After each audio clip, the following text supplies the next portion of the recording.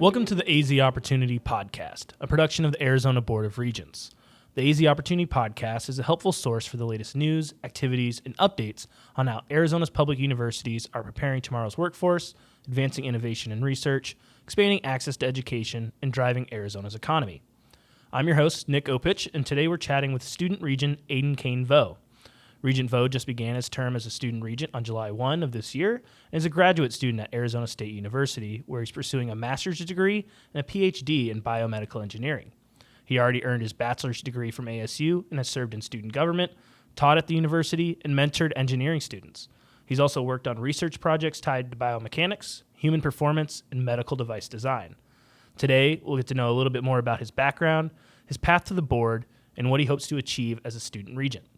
So sit back and enjoy our conversation with Regent Vo.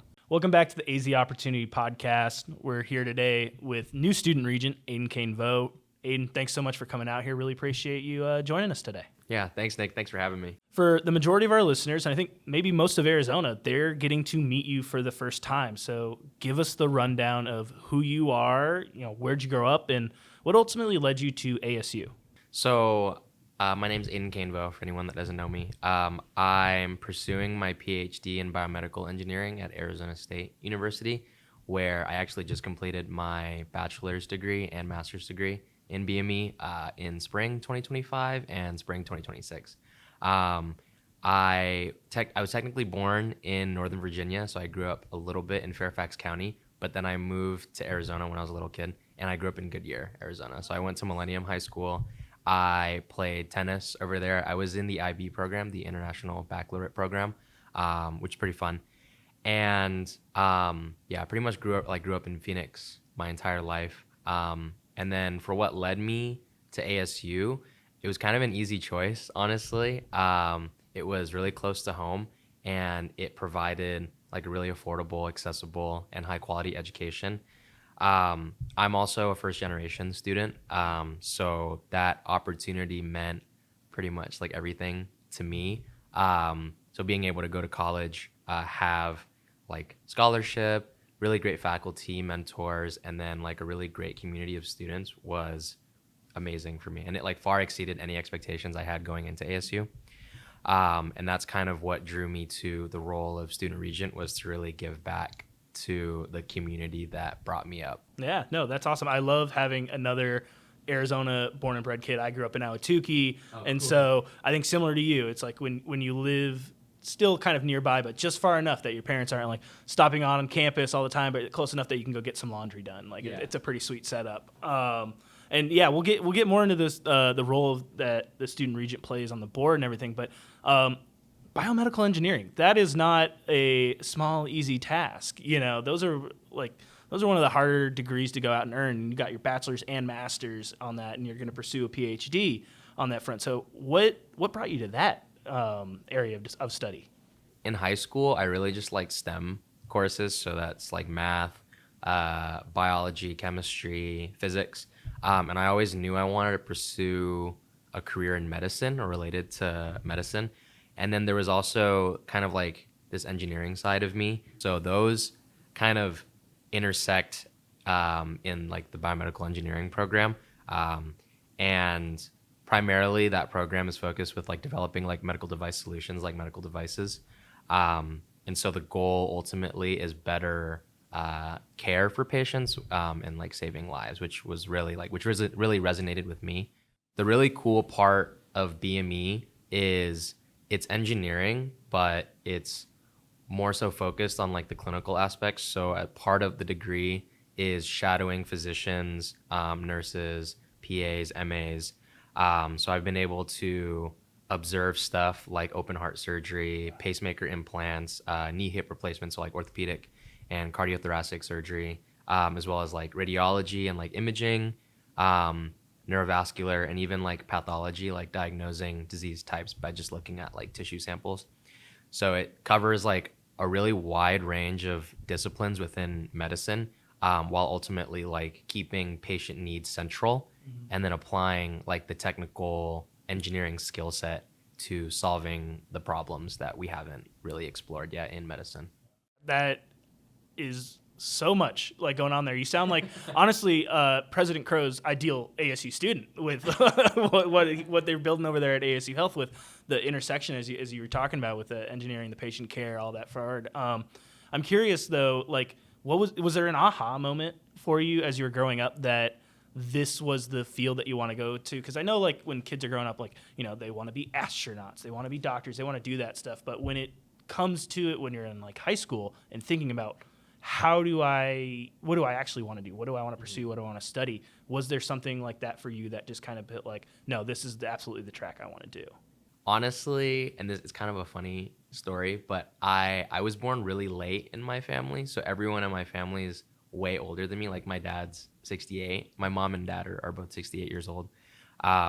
So like even my grandparents, my parents, their siblings, and like all my family, they've been a lot older. So I've been kind of like seeing them and their healthcare situation, and that kind of like reinforce like, oh, like I really want to help improve the lives of other people, especially older people, where you know you're paying more attention to your health, and it's starting to become more of like a serious topic. So it's always been kind of like a looming thing in my life. Another thing too is my dad and I really like playing tennis and exercising together. So like physical activity is really central to me and my family. And this is more recent, but my dad has been having problems with like his back and his shoulder from work, but then also like playing tennis and stuff.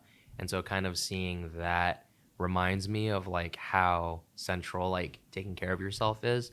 And so I wanted to leverage my skills, kind of like my schooling, to improve the lives of like other people and their families as well, because it's important to them. So no, that's great. That's great. I think that's one of the things. Like as like all of our population is aging, and plus the healthcare needs. We're a very active community out here. I was talking with a family friend of ours who's in his 70s and plays pickleball for hours at a time every day of the week. Like you need to be able to take care of your body, and so it sounds like a lot of great work already that you're doing on that. So you mentioned your bachelor's and master's are wrapped up. PhD is on the way. So what does it look like next? I know you're signed up to be a student regent here for 2 years. We got you under contract for that. But what does after that look like for you? Mm-hmm. After completing my PhD, I have about at least 2 years. So 2 years in the position, which is good. It might go on to 3, depending on if I want to publish more papers or have a little bit more time to work on my dissertation and things like that. But after my PhD, I'd actually really like to go to medical school. So learning more about like direct patient care, and again, like that whole shadowing and volunteer experience with like working with physicians and volunteering and working directly with patients is really eye-opening. I like the engineering side of it. It's good for people that want a little bit more distance. They want to contribute to healthcare. They just want a little bit more of that distance. That's just like, you know, what they're more comfortable with. That's kind of like their style of work and school. But I think I've learned over time that I really value the social element of working with patients and other physicians and assistants and attendants and stuff.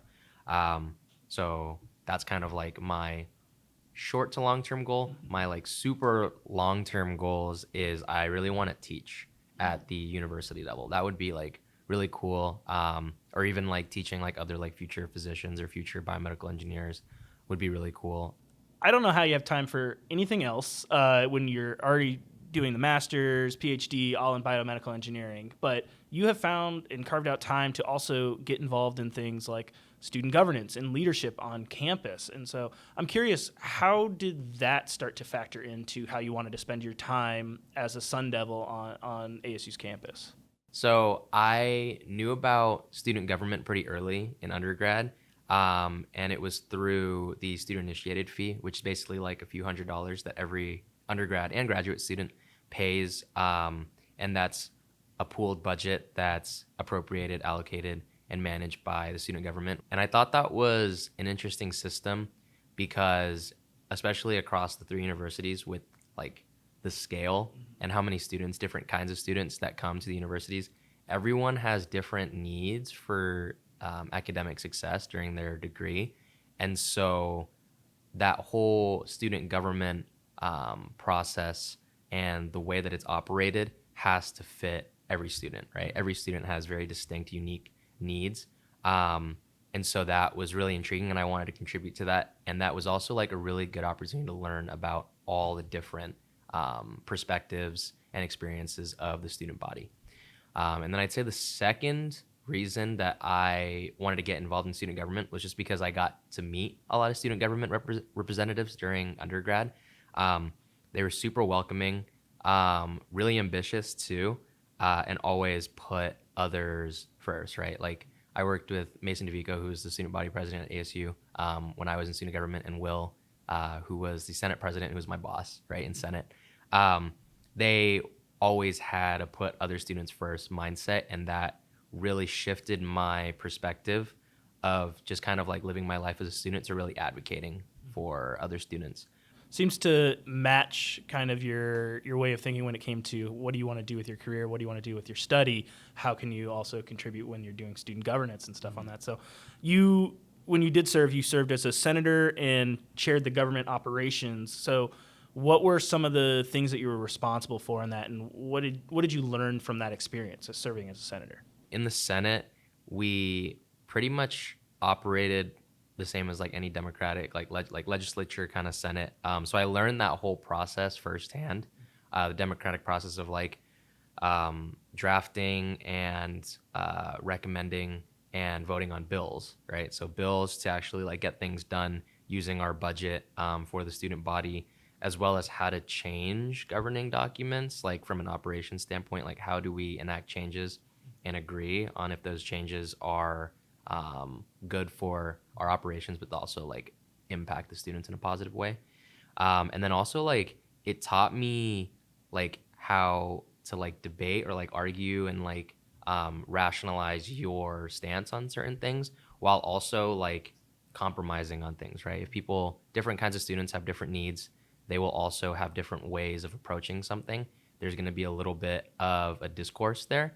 And so coming to a consensus and compromising was like the biggest thing that I learned was compromise. It sounds like it's a natural progression to go from student government into the Board of Regents, but the reality is there's only 2 student regent positions on the board. Mm-hmm. So it's a really limited pool, which I think maybe can be discouraging for some students that may want to try and get the role on here. But for you, that was something that you aspired to. So can you give us more background on when did the thought process come for you that, hey, maybe I do want to pursue this student regent position, and what that looked like to go from an idea of something that you wanted to do to the reality of we're sitting here today and you're the newest student regent? I knew about the position, again, like pretty early, like learning about student government pretty early too, and wanting to get involved, specifically through former regent David Zaragoza. And I thought it was really cool that he's in STEM, and then he's also from Yuma, so he brings that like really unique perspective to the board that made like a really big impression on me. And then when I actually joined student government, that was when he was in the second year of his term, his voting year.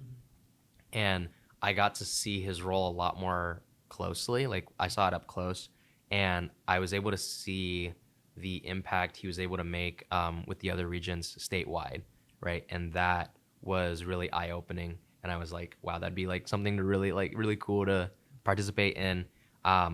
Then that was my senior year, and then I went into the +1 of my master's degree. I kind of took a step back from doing all the student representative stuff to focus full time on research and taking like graduate coursework. So that was like more like work-life balance for me.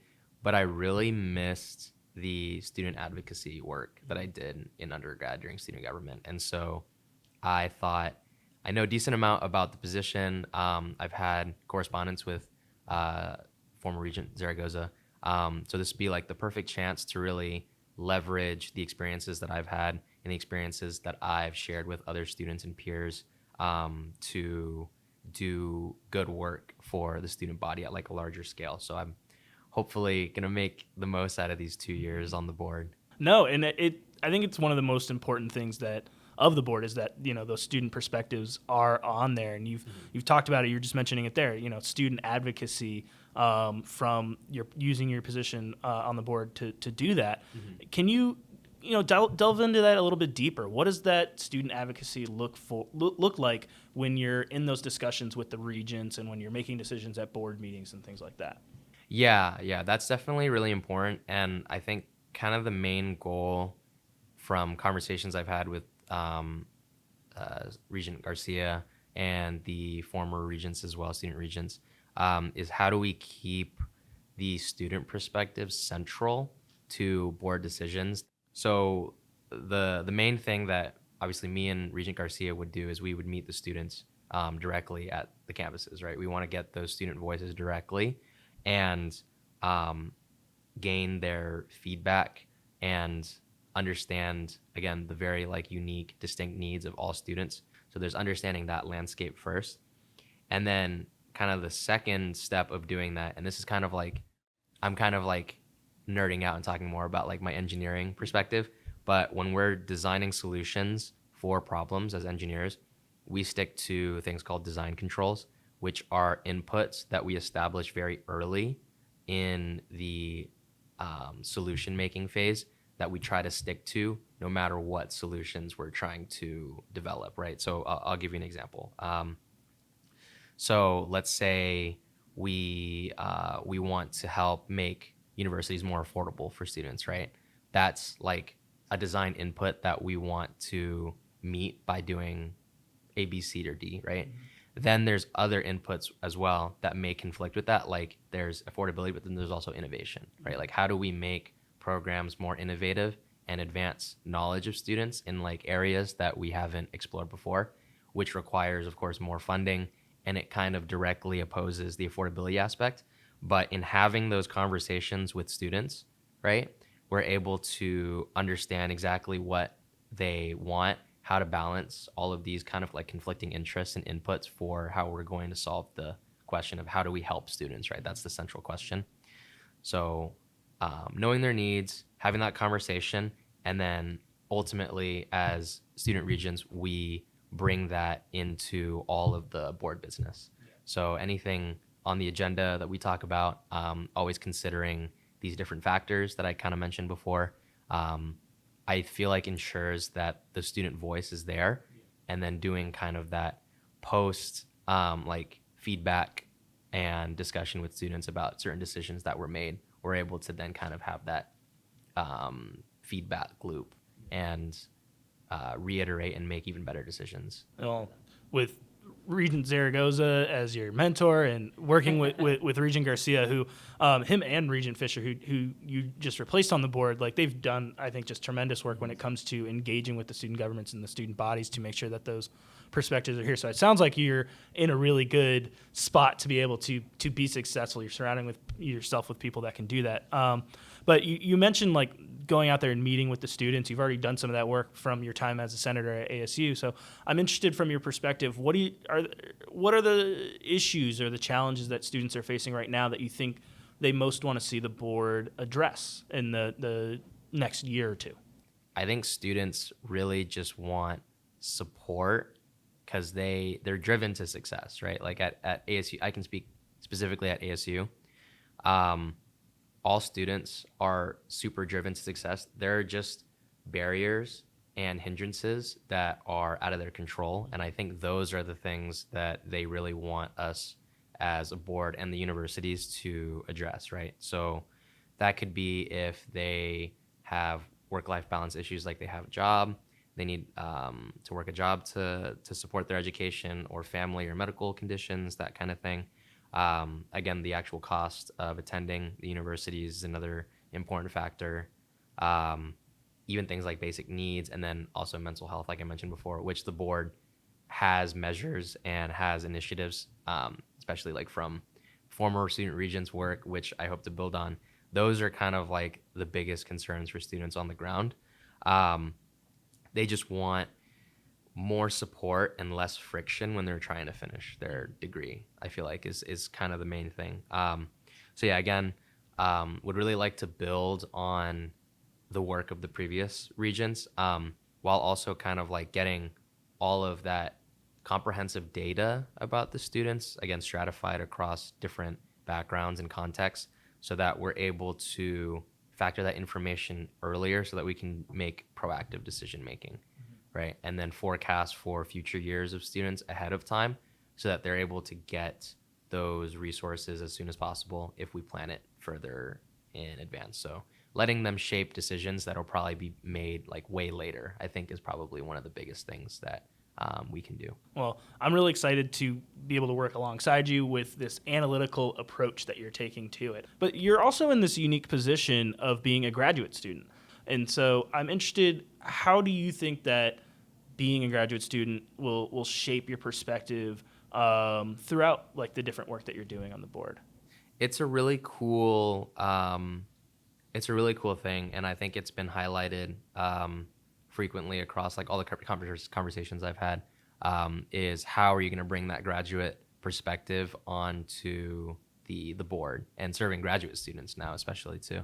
First and foremost, I think it's good that I've had like the full 4-year undergrad experience at ASU, right? So like navigating like an entire degree, 4-year degree, while also balancing seeking like professional development and like converting to like, let's say like a job after college or doing graduate school, which is what I'm doing now, right? I feel like I have kind of the full perspective of that, and also mentoring and teaching students how to navigate that as well. That experience is going to be really good, and I feel like it's going to be beneficial for working with undergraduate students, which make up, I would say, like the biggest proportion of the university population anyway. So that's good. Specifically for grad school, I think that the perspective will lend itself well because grad school is really different. One, it's a lot more research centric, and then there's a lot of different specialized graduate programs that they're very like niche and they require their own like special attention, right? Like you have master's degrees, you have doctoral programs, different lengths, different scope. And so that whole ecosystem, I feel like needs like very special attention. And I hope to bring like a graduate student perspective to that, especially with like my lived experience of like working in a lab, being a researcher, and my opportunities being directly funded by graduate research funding. So I think I take that very seriously, and I hope that graduate students can kind of like leverage me as like a resource and an asset to them to like know that they're supported and have their voices in board decision making as well. I appreciate that you brought up research and your own involvement in research at ASU that's related to healthcare engineering, because a big part of what the graduate experience can be is working on projects that have real world connections to them, real world results. And a big part of what the board has been emphasizing is the way that the public university system does create real world impact for Arizonans, whether it be on the landscape or communities, rural, urban, all over. So I'm interested, having already been through this as a graduate student and now getting to work on it from the board side of things, how do you think about that connection between the university systems and giving back, so to speak, when it comes to using that research to impact Arizona in a positive way? I definitely developed this kind of mindset or way of thinking during undergrad and graduate school being a researcher. It didn't come to me like instantly, but I definitely believe that research is kind of the invisible hand or like the guiding force behind innovation, right? So that's developing our communities and improving infrastructure. I think research builds the foundation for doing that in ways that people don't necessarily see in their everyday lives, which is valid, right? Like sometimes I feel like people ask, oh, like how is this research that's very like niche, very like out there, kind of far-fetched, going to like come up in my everyday life, right? Like sometimes it doesn't. But I think that historically, even like specifically at public institutions, it's been the case that the research done at our public universities have created crazy impactful benefits for society, right? Like for one, we got the mRNA vaccine from public university research. And then if we're talking specifically about our 3 universities, when I was in high school and we had COVID, right? I would go to ASU Biodesign to do my saliva COVID test, right? Because we had one of the first saliva-based COVID tests that was available here in Phoenix, right? So the fact that our institutions are able to, through their research, create resounding benefits for society through like even like times of like crisis, like during COVID, that really speaks to the impact and the translation of like research at universities to real world impact. I think your point on, people don't always see how the research impacts their daily lives. One of my favorite analogies is one that President Crow first used about the iPhone. It's like, everybody's using the iPhone all the day, but it's like hundreds of university research patents that made this final thing that's in your hand, that's giving you the ability to do all that. And I think that's just like, that's where that individual research paper, it maybe isn't the thing that's powering the thing that's in your pocket, but all of it taken together is what really makes that big innovation like you're talking about. So very excited about all of this perspective here. And again, following it through your time on the board, but we've talked about a lot of different things, whether it be graduate students, healthcare, through AZ Healthy Tomorrow and all these different things. Is there any, trying to tell you to pick your favorite child, so to speak, but is there any one challenge that you're really looking to tackle during your term on the board that, from the outset, like, all right, I really do want to try and see what kind of progress can we make in this area? There's kind of two, and they're pretty closely related to one another. So the first one is kind of directly attached to what I said before, which is trying to learn from the student body, specifically students that are interested in healthcare careers. I think those students and their perspective should really shape that investment and the development that we're working on for like AC Healthy Tomorrow, for instance. And then the second big one would be to work on student professional development. So that's helping students to apply the skills that they learned at a university level to their dream careers. Having them leverage existing resources would be the best because that's the most efficient. If we have it at the universities, we should try to get the most usage and like capacity out of those resources.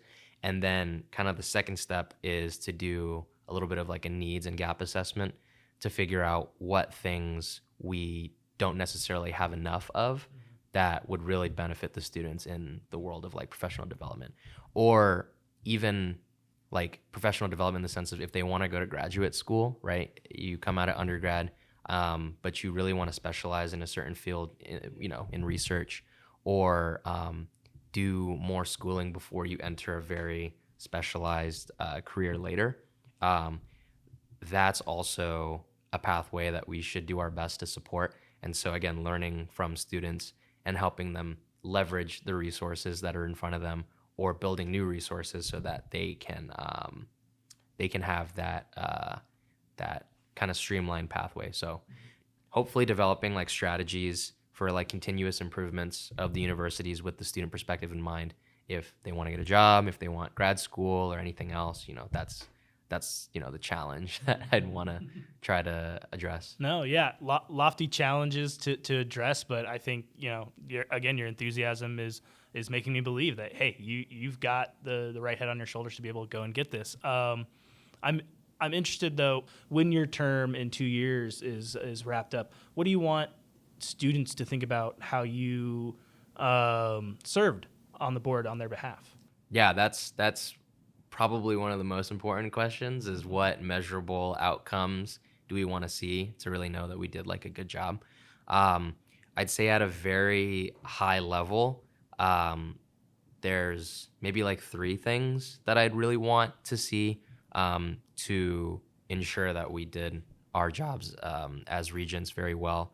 And that's that the students trust the board, right? Mm-hmm. First and foremost, that the students have more trust in the board, that they are reassured that we listen and we're able to respond to things directly and quickly. That's one.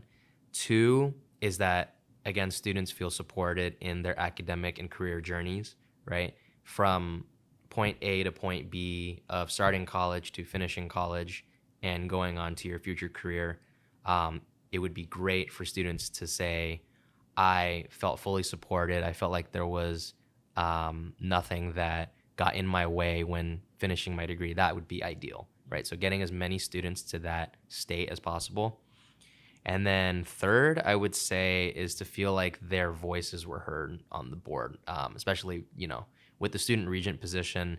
That's our main goal, is collecting all of those data and feedback so that we can factor in as many student voices as we can when big decisions are being made.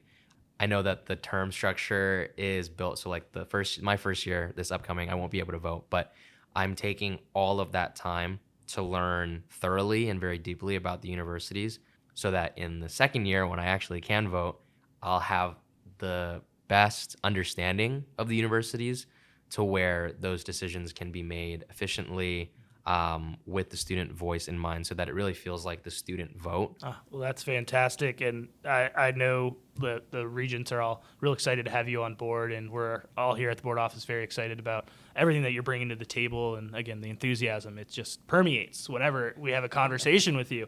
Before we close out, though, I do want to do a lightning round of questions here, just again to help our audience just get to know who is Aydin here. So I'm going to hit you with these. I just want initial reaction, all right?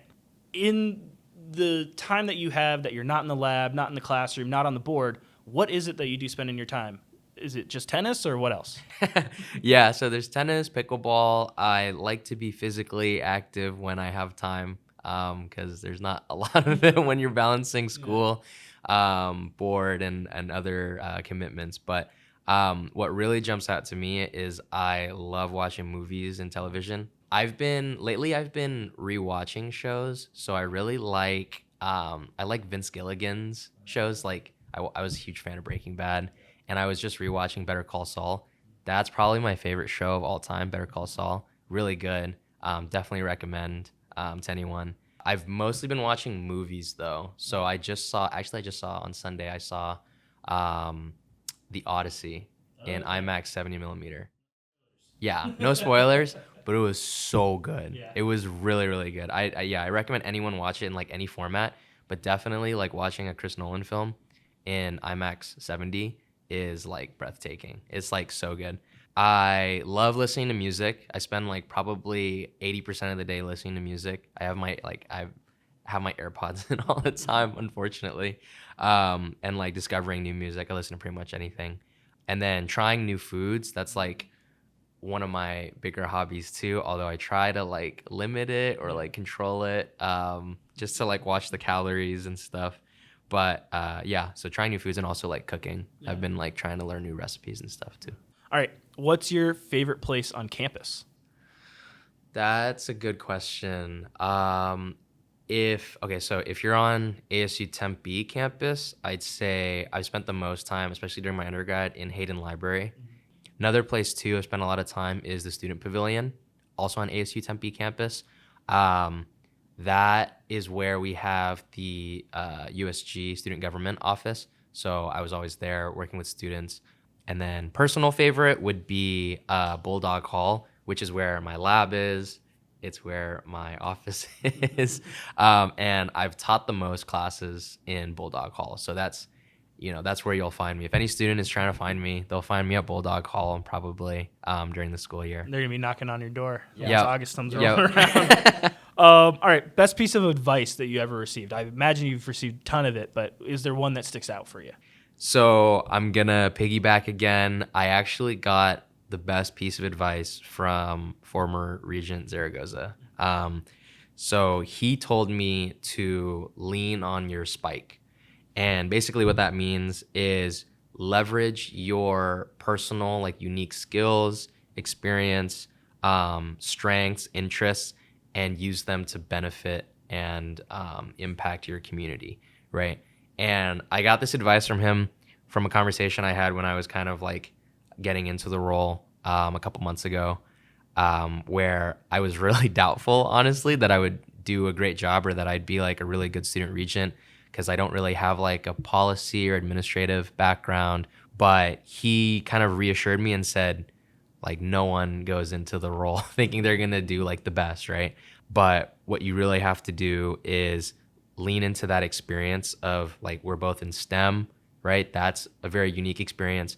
Specifically for me, I have a background in healthcare, research, teaching students, industry experience, that kind of stuff, and connecting all of those in such a way that I can make a positive impact on the student body and for my community, right? So I've started kind of telling all the students that I mentor to do the same, like lean on your spike. Find out what you're good at. You're always going to have the opportunity to learn new things, right? And incorporate that. But if you want to make the quickest and most impactful change now, definitely learn what you're good at and leverage that and lean on it. David, so sage, such wise advice, wise beyond his years. All right, last question. What is one thing that you wish all students across all 3 campuses knew about the opportunities available to them through Arizona's public university system? I think that every student should know that the universities and the Board of Regents takes the provision of basic needs and mental health services very seriously. So those resources exist for students today if they need them. They just need to ask, right? And they should ask. ASU, when I was in student government, ASU has the family student, they have the crisis fund, as well as things like Pitchfork Pantry, like on campus for you to get basic needs and goods. U of A has something very similar. They have the Basic Needs Center, I believe. And then NAU has Lumberjack Emergency Assistance. So all 3 universities have those available for students. They just need to go out and seek those services if they need them, right? And of course the board, and this was done with the work of the previous student regents, which is really cool, is we have annual basic needs reporting. So the universities or any entities within the universities should be providing those resources and should report those to the board so that we know our students are getting what they need. I think the biggest thing is really trying to address the stigma that's associated with reaching out for help, right? Reaching out for these basic needs. A lot of research has shown that students either don't know, of course they don't know about the resources, but there's also a large portion of students that don't feel comfortable with asking. And so we need to do a better job at helping to address that stigma. How can we get more students to open up and really ask for help? Because if they're able to do that, then we're able to serve more students and students are able to have an even better experience on campus. So I would say know that these resources are there for you and please ask for help because we're here to support you. Yeah, I think that's an awesome point to end on. Just student success, student help. That's what the system is here for. So Regent Vo, thank you again so much for taking the time to come in here and introduce yourself to the audience. And we look forward to just following everything that you're going to be doing in service of Arizona students. So come back anytime. We'd love to have you back. Of course. Yeah. Thank you so much for having me. I appreciate it. This is really fun. Thanks again for tuning into this episode of the AZ Opportunity Podcast. If you haven't already, make sure you like, subscribe, and follow our channel on your favorite platform to listen to podcasts. By following along, you'll be able to stay updated on the latest news, activities, research, and opportunities coming out of Arizona's public university system. You can also learn more about ABOR's AZ Opportunity Initiative by visiting azopportunity.com and signing up for our newsletter. You can also follow along for all the news you need to know about Arizona's public university system by visiting azregents.edu. Make sure you're also following us on our social handles where you can find us at the handle @AZRegents. Until next time, thanks for listening.